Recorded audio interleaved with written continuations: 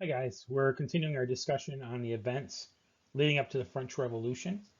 You should have already viewed the previous video on the three estates of France and completed the video quiz and worksheet. Today we're talking about the causes of the French Revolution, the change from the three estates to what they called the National Assembly, and the uprisings that sparked the beginning of the French Revolution. What you should have in front of you right now is a 3-page worksheet with a review section at the top of the first page and some blanks to fill in as you watch the video. This worksheet is the only assignment for this lesson, and I will walk you through it. If you need to pause the video at any time along the way to complete the activities, that's fine. So let's begin with the review. Take a moment to match the group or groups on the left with the estate that each group was in on the right, and draw a line for each to connect them. I'll give you a hint, they're not in order, so you're not going to be drawing lines straight across for any of them. If you need to pause the video while you complete the review, go ahead and do that now, and then come back to continue.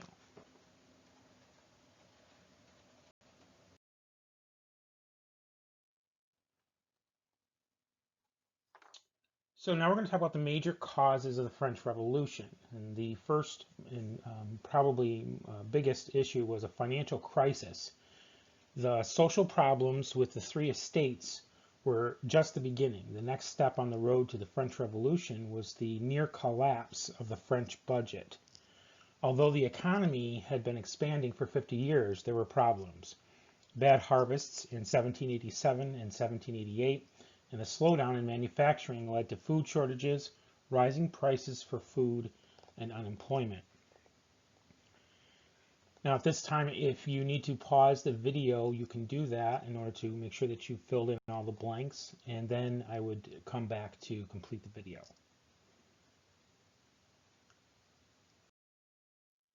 Let them eat cake. This was a quote that may or may not have been from Marie Antoinette.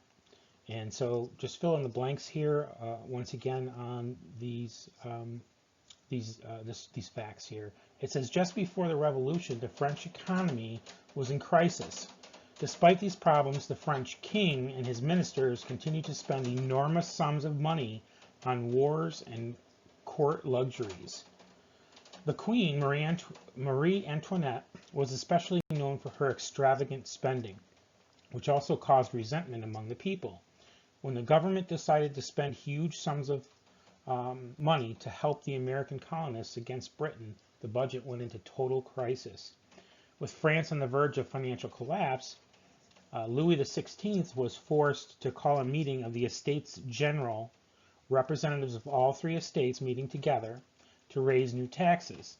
The Estates General had not met since 1614 because French kings were so powerful.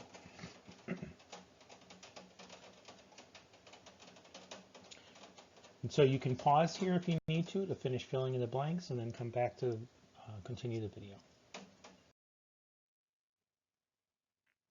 So from Estates General to National Assembly. As we've learned, the third estate did most of the work and paid most of the taxes. However, they had little say in the government. The king had the power and was influenced more by the first and second estates.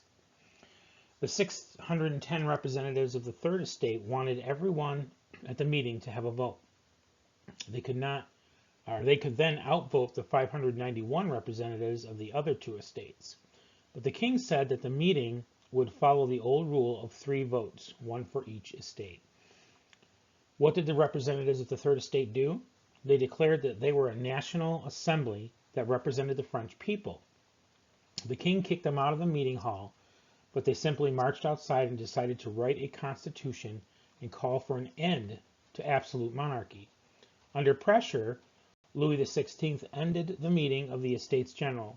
He told the clergy and the nobles to join the National Assembly. 3 days later, members of the Third Estate arrived at their meeting house to find the doors locked. The representatives moved their meeting to a nearby tennis court and swore they would not leave until they had made a new French constitution. They called this the tennis court oath. When the king tried to move, his military against the group, a mob of commoners stormed the Bastille, a prison and armory in Paris, and dismantled it brick by brick. So now if you need to, you can pause the video to make sure that you get all the blanks from this page. You might need to do that, as I'm sure there was a lot here, so feel free to pause the video and then come back to complete the rest of the video. So what did the mobs do in Paris in 1789?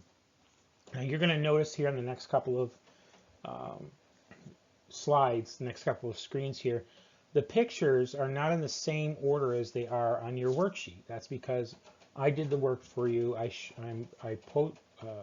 posted the pictures next to the text boxes that each picture goes with.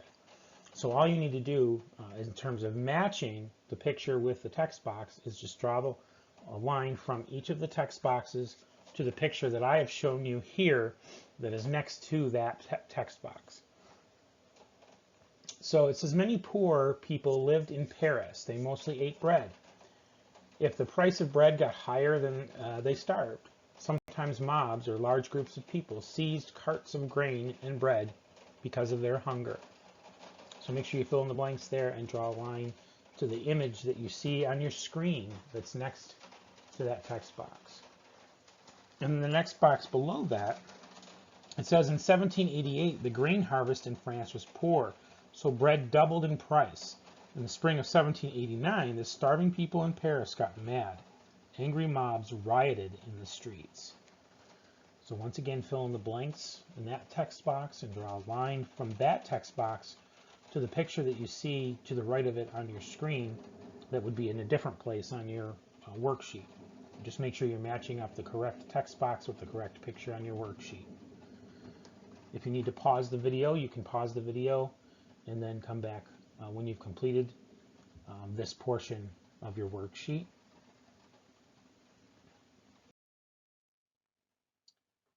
Continue with what the mobs did in 1789. The next text box says on July 14th, 1789, these mobs attacked a city prison called the Bastille. The government kept a few political prisoners there as well as gunpowder. When the French soldiers joined the mob, the Bastille fell. So there's the picture next to that of the Bastille in the background and the people revolting and storming the Bastille. So make sure you draw a line from that text box to that particular picture on your worksheet. In the next text box there, it says a noble woke Louis XVI from his sleep and told him what had happened. The angry king said, "Why, this is a revolt." "No," the noble said, "it is a revolution." So fill in the blanks in that box and draw a line from that box to the picture that you see to the right of that box on your screen. Draw the line to that picture, that particular picture on your worksheet. If you need to pause here, you can do that, and then come back and we'll continue with the video. Okay. Today, the French people celebrate Bastille Day on July 14th. It is the beginning of the French Revolution. So it's kind of like our 4th of July, but it happened on July 14th for the French, and they celebrate it every July 14th. And so draw a picture from, or draw a line from that text box to that picture on your worksheet. And that would be it for this video. Make sure your blanks are filled in. If you need to go back through the video to catch any blanks you might have missed, do that. Make sure you match those pictures with the text boxes on the last page, and we're done for this video.